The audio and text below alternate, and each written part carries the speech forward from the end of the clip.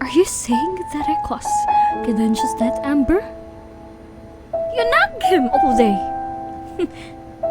You wanted a fancy life, kaya nagsikap si Daddy na magparami ng pera. And when you can't have the money, you sold me to Nikolai. Tingnan niyo yung mga naging desisyon niyo para sa pamilya.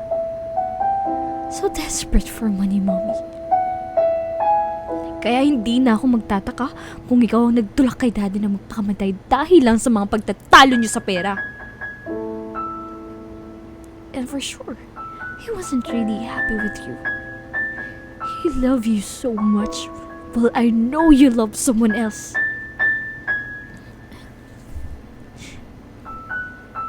Dan pa lang, Mommy, malungkot na si Daddy. Mahal na mahal ka niya, pero may mahal kang iba. He stayed because he loves you. He wants to provide for you. For everything, for anything. He was patient even when he was under so much pressure. He was patient even when you were so cruel and unreasonable. He was failing, Mommy. He needed a wife. At ano ang ginawa mo? Mas lalo mo siyang pressure. Yanag him. You probably blamed him, and now he's gotten you act like nothing is wrong. You blame him, don't you? Yes. Yes, I blame your dad for killing himself.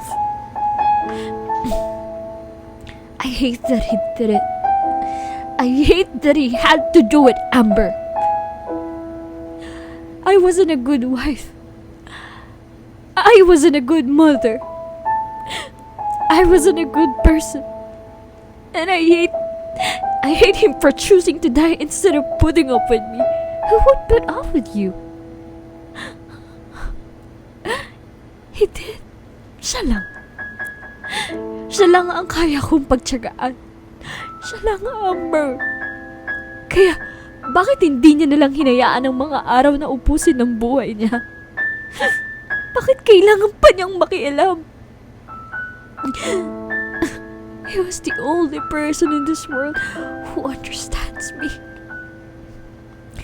That's why he can put up with me all these years. Even with my flaws, even with my unreasonable decisions. Ang sakit-sakit. Sa ilang taon na yun, hindi niya ako iniwan. Bakit ngayon pa?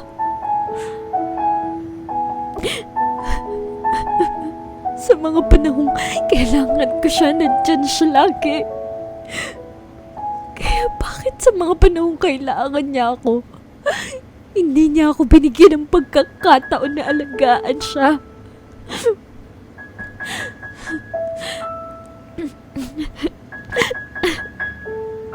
He was diagnosed with stage 4 the day he got the accident, Amber. Oo, nawalan tayo ng pera. Pero hindi dapat ganun. Uubusin ko ang pera ko para lang umayos siya. Wala akong pakialam kung magkanda utang-utang ako kay Papa o kahit kanino. I don't even treasure anywhere all their assets. I just want him to leave more. Pero anong ginawa niya? Huh?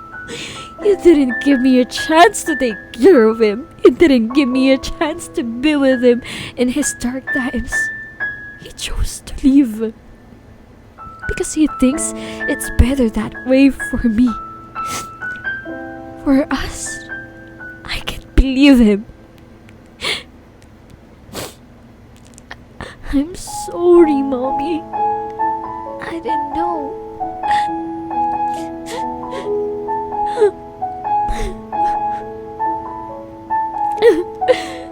It's so unfair, Amber.